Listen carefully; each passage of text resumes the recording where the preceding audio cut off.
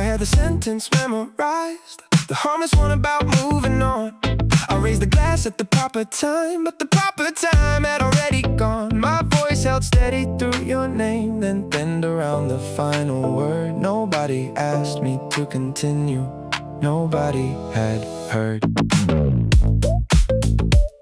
Yeah, nobody had heard. Yeah, yeah, yeah, yeah. White cloth folded over 12 round tables, place cards waiting without a guest, a microphone asleep beside the flowers, one red light blinking through the rest. Someone canceled after catering, before the chairs were taken down. Now every setting looks official, for an absence dressed in sound. I walk the carpet's faded pattern, avoid the sinner out of habit. There's a speech inside my jacket that I no longer need to have. All the names are printed correctly, every fork is parallel. Nothing here is made a mistake, and still the whole arrangement fails. Thank you for coming, though no one came. Please take your seat, they're all the same. We're glad to mark I lose the date. Your presence means the room stays vacant. I smooth the paper once, then once again, as though precision could replace the missing event. It's a vacant formality, a gesture with no one inside it, a careful little motion that survives the reason it began. I can smile at the right moment, hold the silence like a promise, keep the language standing upright while the meaning leaves the frame. Every courtesy still functions, every sentence knows its posture, but the warmth has slipped away before the hands are meant to meet. So I'll finish what was written, not because the words are honest, only because an empty ritual still remembers how to speak. I used to think politeness could keep damage from becoming real, that a softer tone could cover what the body had begun to feel.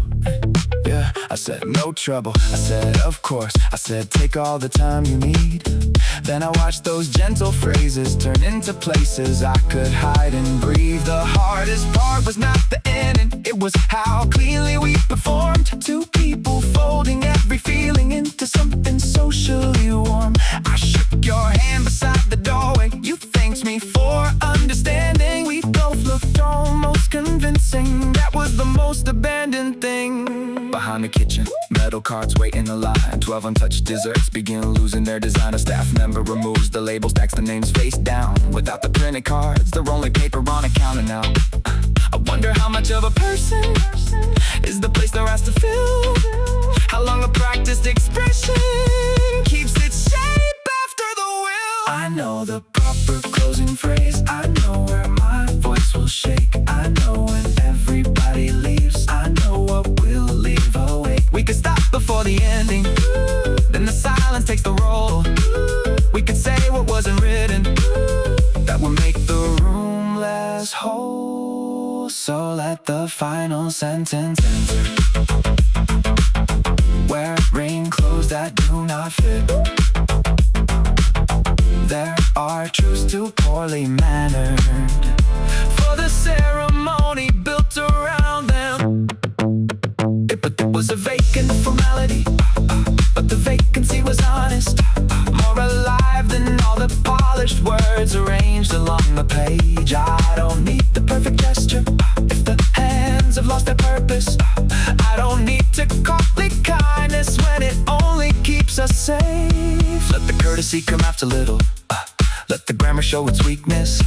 Let one sentence miss its posture and a ride without disguise. We can leave the speech unfinished, leave the empty glass unlifted. Some goodbyes become more human when they fail to sound polite. I place the microphone back in its cradle. The red light stays on. The featured voice begins the file prepared line, loses it halfway through. On behalf of everyone here, I would like to. A chair folds shut somewhere behind him. No one completes the sentence. No one completes the sentence.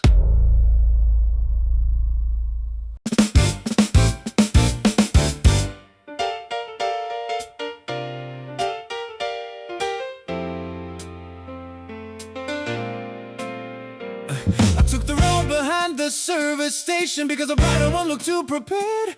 The map kept asking for a destination. I muted it and left the question there. A loose coin roll beneath the passenger seat. Small metal turning whenever I curve. Every few miles it changed its opinion. I like that more than being assured. 3 exits passed without a reason. A billboard showed a missing face. The fields went dark beyond the bare, then opened into unused space. I wasn't running from a person, I wasn't searching for a sign. I only wanted one decision that didn't recognize itself as mine. The fuel gauge held above a quarter. The night had nowhere else to be. White lines appeared, then disappeared beneath the part of me that still could leave. You always drove with both hands steady, even when you didn't know the way. Kept your doubts below the dashboard, let the engine speak in their place.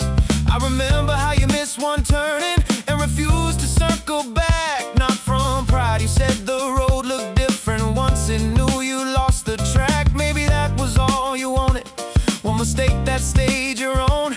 A direction no one handed you, a wrong way that could still feel chosen. Call me wayward when the route no longer fits around me. When the arrows keep insisting on a place I've never been. I don't need another warning dressed as useful information. I can follow what is changing without knowing where it went. There are roads that only matter when the proper one goes narrow. There are turns that make more sense before they're understood. I'm not trying to get lost, I'm letting distance lose its manners, letting movement stay unfinished while it still feels almost good. At a 24-hour car wash, blue water struck the concrete wall. No vehicles inside the bays, just hoses hanging loose and tall. I bought bad coffee from a machine and stood beneath the broken light. A moth kept choosing the dark edge instead of circling what was bright. For once I didn't make a meaning, didn't turn it into proof. Some things move against attraction because attraction isn't truth. The map draws the road behind me. Let it change the story late. It says I've added 40 minutes. Time was never driving straight. What if none of this gets clearer? Clarity can miss the point. What if I return unchanged? Then you still return by choice.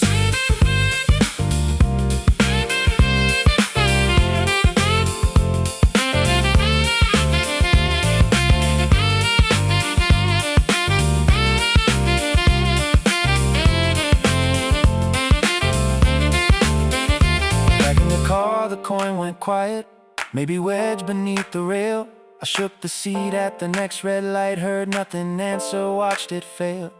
The silence felt more noticeable than all the turning had before. A minor sound and left the journey, and suddenly I wanted more. Not more distance, not a breakthrough, not a clean and useful end. Just one object out of place, enough to make the route feel live again. So I reached beneath the seat while park found dust, a key ring, someone's receipt. No coin, no message, no correction, only warmth where metal used to be. Call us wayward when the route cannot contain the way we ought to. When the quiet turn we choose becomes too small to justify. We don't owe the road an ending just because it gave us distance. We don't owe the dark a meaning just because we crossed its side. There are movements made of instinct, there are errors worth protecting, little deviations no one else would call alive. We're not trying to get lost, we're letting certainty pass by us, keeping one direction open where the arrows bear the point. Near sunrise, the road meets the highway again. The map says, route resume. I turn the volume down before it can tell me I'm back on course. You never left it.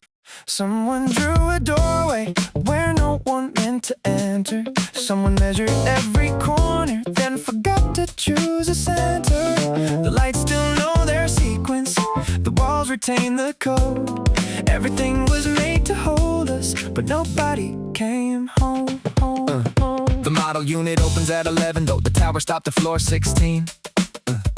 Plastic fruit arranged beside the window, books with nothing printed in between. Every surface suggests a future. Coffee rings that never form. Family photos filled with strangers. Linen folded, untouched, warm. I follow arrows through the kitchen, past the table set for four. A hidden speaker plays soft rainfall underneath the cloudless floor. The agent says imagine living, then her phone begins to ring. She steps outside and leaves me standing in the middle of the almost thing. I sit where someone planned a morning. The cushion gives beneath my weight. For one brief second all the fiction adjusts itself around my shape. But the mirror shows an exit sign. The clock has no internal hands. The cabinet opens onto wiring. The balcony ends behind the glass.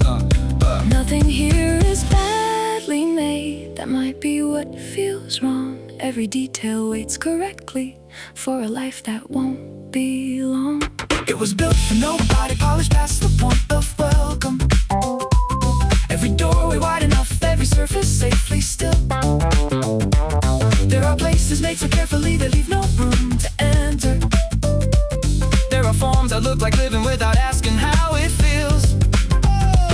I could place myself inside and match the posture and the lighting. Run the distance from the counter to the person I should be. But a structure can't contain you without ever making space for you. And what was built for nobody keeps trying to look like me. I knew a house without a hallway, only doors that faced the same. Every room had perfect weather, every window showed one frame. I stayed long enough to memorize the pattern underneath the paint. Left before the walls could teach me how to call the narrowness restrained. Now my voice returns in pieces through the vents and vacant floors. Not a ghost and not a warning, just the sound the building stores. The elevator display keeps climbing, though the car remains below. 17, 18, 19 Floors that never reach the sky appear in red above the door. The agent returns and says the system does that sometimes. I ask where the numbers stop. She looks at the screen, then at me. They don't. I leave the stage department open, take the service stairs instead. Concrete dust along the railing, yellow markings overhead. Here, the walls admit that purpose times remain where pipes should run. No frames horizon, no soft rainfall, no suggestion. I've begun. On the landing, mark 16. Someone wrote a date in chalk. Not a message, not a signature, only proof a hand had stopped. I touch the numbers with one finger, leave a pale line through the gray. For the first time in the building, something changes where I stay. Maybe built for nobody means the shape was never finished. Maybe empty isn't failure when the walls refuse the roll. I don't need the perfect layout or a future staged around me. I would rather leave a mark than disappear into the hole. Let the doorway miss its function. Let the ceiling show the wire. Let the numbered floors continue past the height they'll never reach. What was built for nobody does not have to stay unclaimed forever. But it won't become a home by teaching someone how to fit. The elevator opens by itself.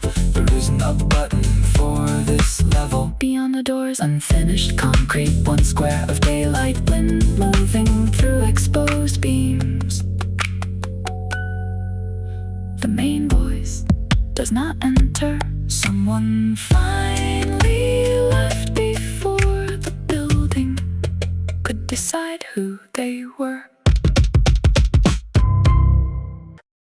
3 coins, 1 key, a photograph with half the summer cut away. The seller says, take all of it, like value disappears by day. I turn the little wooden box, hear something shift beneath the felt. Nothing matches what it came with, nothing knows where it was kept.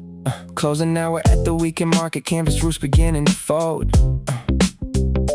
Price tags lifting in the cross when hands exchange stories for less than they're told. A cracked blue button, foreign postage, one cufflink without a pair. Someone's initials on a lighter, someone's smoke no longer there. I don't collect important objects. Important things demand a frame. I like the pieces left unnamed, too small to justify their weight. They sit inside my coat like questions that I've forgotten who to ask. Every Oddment keeps a distance from the hole that made it last. I sold the matching half last winter, or maybe it was never here. People want a clean arrangement, something complete enough to keep, but every set becomes a fiction.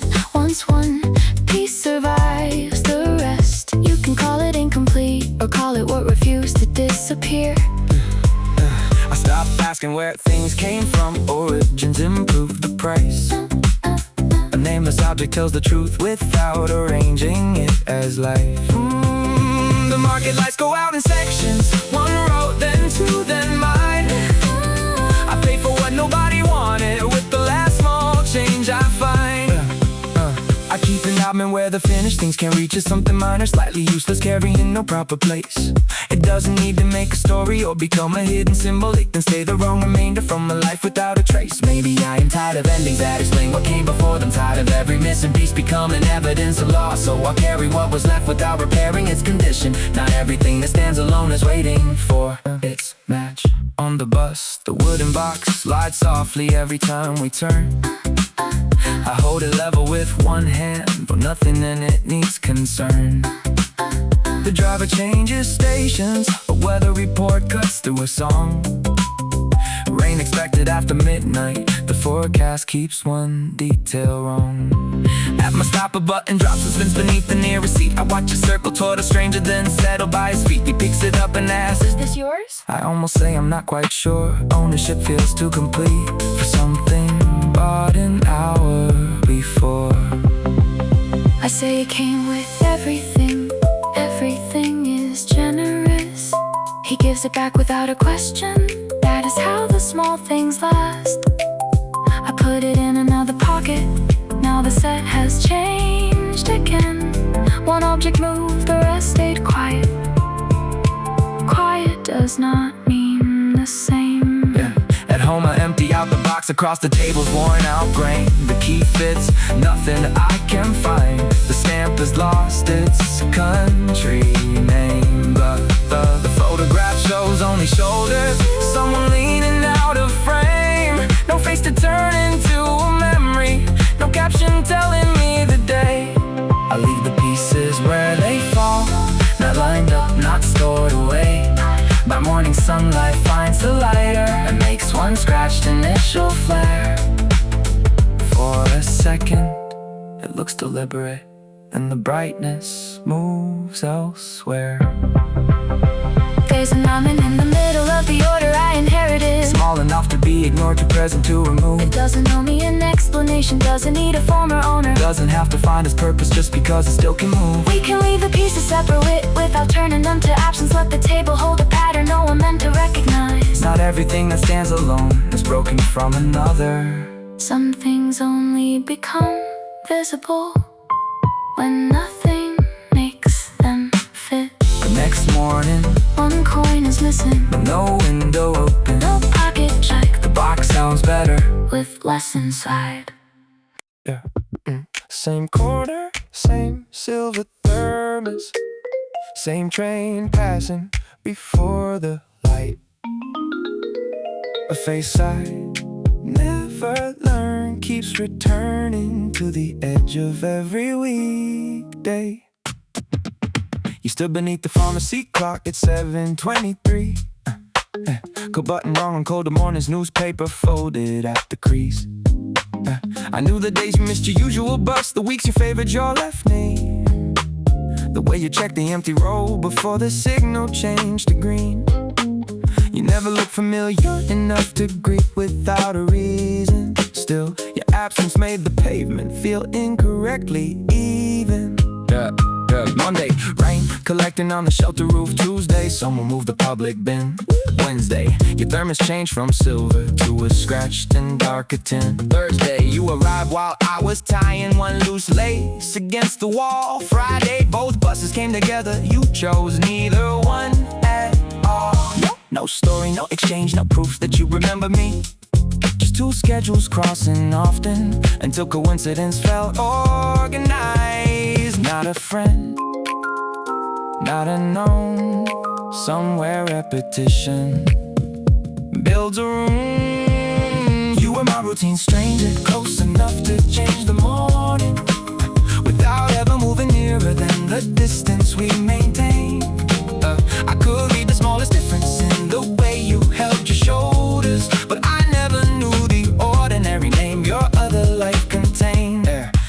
There are people who become part of the weather through returning little landmarks made of time, and then no map with things to show. You were my routine stranger, and the silence stayed unbroken. Still, the street felt less complete on any day you didn't go. One winter morning, the pharmacy clock ran 6 minutes slow. The shelter glass held someone's handwriting drawn backward through the frost. 2 school children argued over nothing.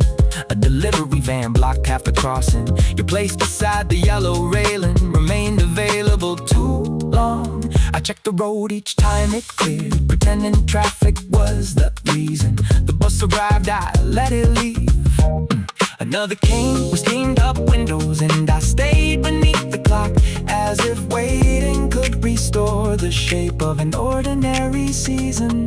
Maybe late, maybe gone, maybe standing somewhere else inside another person's morning. The next day, someone took your corner, bright scarf, paper cup, loud call. They leaned against the railing like it had never meant a thing at all. I understood how quickly places accept a different kind of weight, how the world replaces patterns without knowing they were made. By the following week, got bored without checking every face. Bought a thermos at the station, almost chose the silver shade. Not to keep you, not to mark you, only because the color stayed inside the part of daily vision language never learned to save.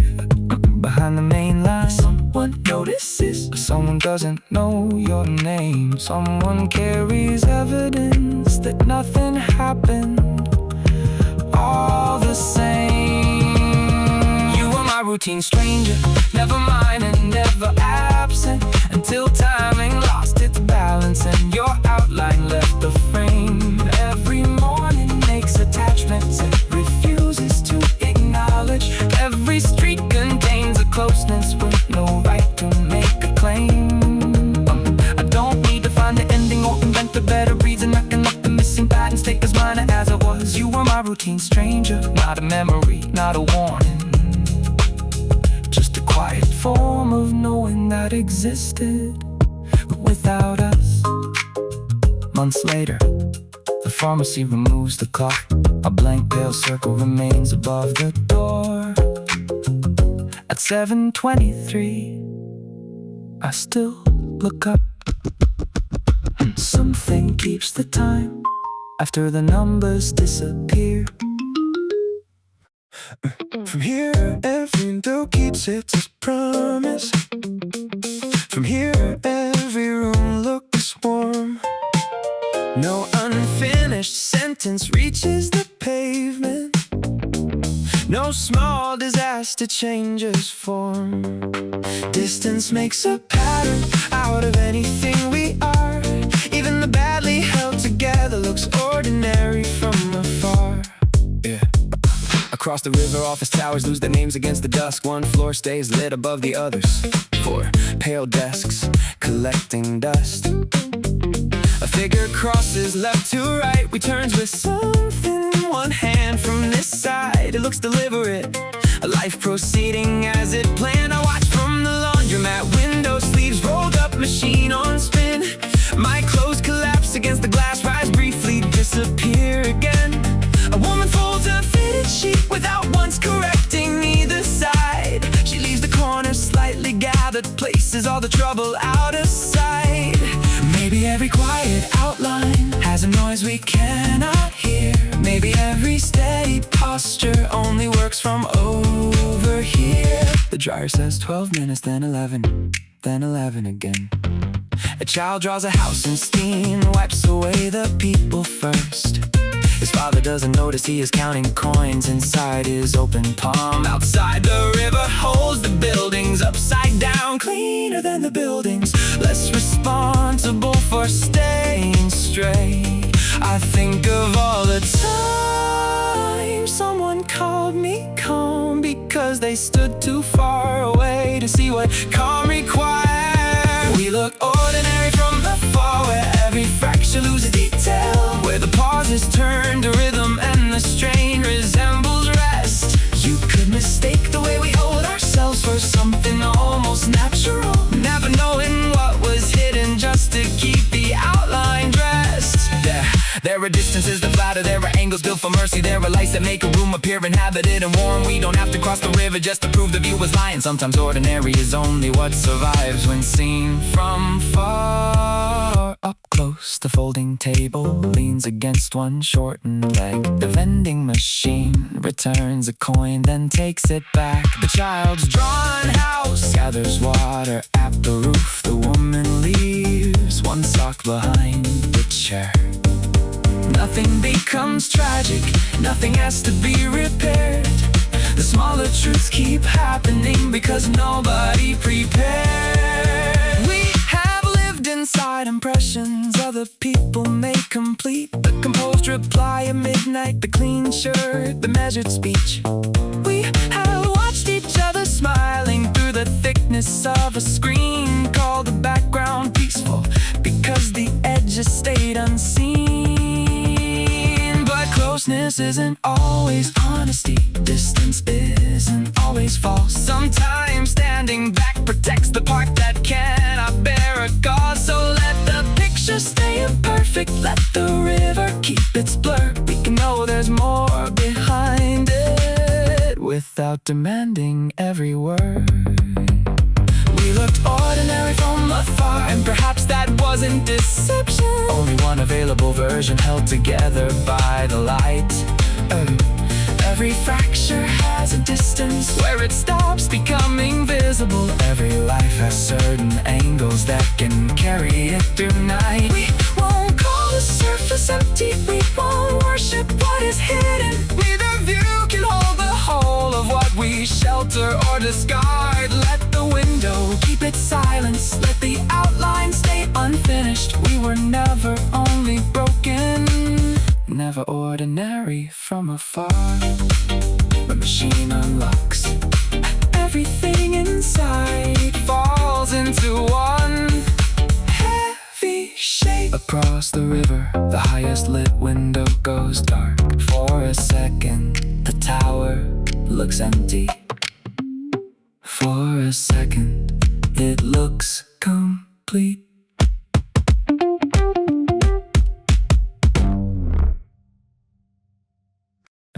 And because the line looked lonely, someone added me at the end. A softer phrase and smaller type, useful when the meaning bends. I arrived after the full stop, carrying tape and one spare key. The sentence worked without me, it only sounded less complete. Night shift at the neighborhood printer, rollers warm, fluorescent haze. Menace notices wedding cards, 300 copies of borrowed names. One customer changed a single word after every page was stacked. The manager sighed, reset the file, and slid the whole arrangement back. I trimmed the edges, checked the space, and caught the errors no one saw. My badge said temporary support, laminated clean and slightly warped. I knew where every extra cable waited underneath the desk. Knew which drawer held replacement blades. Nobody asked what I did next. You can live beside the meaning, lightly fastened to the frame. You can change the way it carries without ever taking blame. Some editions disappear when the page is read aloud. Still the breath around a sentence may depend on what was left out. I was an adjunct to the evening, added after plans were settled. Called whenever something shifted, gone before the shape was named. Close enough to keep it running, never central to the picture. Like a bracket holding weather that the paragraph contained. I could make myself essential through 1,000 minor gestures, but essential isn't equal to belonging where you stand. So tonight I'll leave one problem slightly visible and unfinished. Let the whole thing feel the difference when I do not lend a hand. At 4, the vinyl printer jammed. I opened every panel, found a strip of silver paper folded deep behind the drum. No invoice matched the color, no current order used that stock. A leftover from another run, still bright where all the heat had stopped. I placed it on the cutting table under white light. It looked almost blue, too narrow for a label, too clean to simply throw away. The manager said, keep it, might be useful. I laughed once quietly before the phrase could recognize me. I had been the extra harmony that vanishes when speakers fail. The borrowed jacket at the doorway, the second address beneath the mail. I learned to enter without pressure, leave before the room grew tense. Made a talent out of fitting where another shape had left. But every useful little orbit has a center it avoids. Every voice kept in the background still remembers making noise. So I'll sing above the sentence, thin enough to pass straight through, not to claim the page beneath me, only to disturb the view. By morning, the corrected cards are packed in boxes by the door. The added word is barely different, but the lines don't sit like before. I remove my badge, leave the spare key beside the drawer of blades. No farewell note, no grand refusal, just one task I do not say. I was an adjunct to the evening, but the evening kept extending. Every favor growing roots beneath the temporary ground. What begins as decoration can become a hidden structure. What is treated like an echo may be holding up the sound. I won't make myself essential just to earn a fixed position. Won't confuse being requested with the freedom to remain. Let the sentence keep its meaning without leaning on my silence. I can leave the margin open and still alter how it reads. A silver strip remains on the cutting table. Morning staff place a coffee cup on it. The light catches one uncovered edge.